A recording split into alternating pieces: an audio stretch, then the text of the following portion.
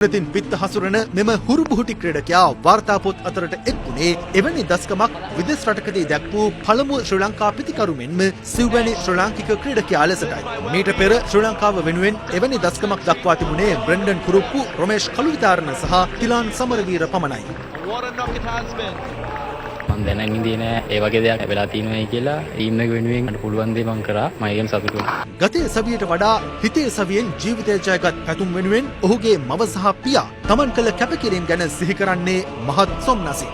සෙල්ලම් බඩු වලින් ආස කරේ බැට් එකටයි බෝලටයි.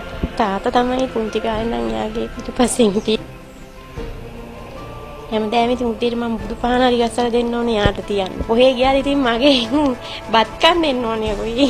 පුතා හම්බුනා මගේ තීරණයක් තුන ලොකුම පුතාව ක්‍රිකට් ගස්සනවා කියන එක. මගේ තිබුණු ලොකුම සීනියක් මගේ පුතා සබා කරා රට ජයග්‍රහණය කරන්න පුතාගේ ගමනක් යන්න ගියේ හිතේ 100ක් ගෙවුවා පස්සේ කියා ගන්න බැරි සතුටක් දැනුණා. දහසක් කම්කටොළු මැදවුවත් Taman ආදරය කළ ක්‍රිකට් ක්‍රීඩාවෙන් ඉහළටම ගිය පැතුම් නිසංක අද වන විට මුළු ලෝකයේම අවධානය දිනාගෙන අවසන්. ඔහුව නිසි ලෙස රැකබලා ගනිමින් මෙරට ක්‍රිකට් හිණිපෙත්තටම ගෙන යන්නට අවැසි අත්වල ලබා දීමේ වගකීම ක්‍රිකට් බලධාරීන්ට මෙන්ම ක්‍රිකට් ලෝලීන්ගේත් වගකීමක්. අර කුසල් මෙන්ඩිස් වගේ ප්ලේයර් කෙනෙකුට කරන්නේ නැතුව දිනනකොට බන්නේ නැතුව ඉන්නයි වරදිනකොට බනින්නයි නෙවෙයි මම ඉල්ලලා කියන්නේ හැම කෙනෙක්ම ප්‍රේක්ෂකයෙක්ගෙන් පැතුම්ගේ ඉනිම පැතුම්ට ගහන්න දෙන්න පැතුම් හොඳ ඉහළ තලයකට යාවි.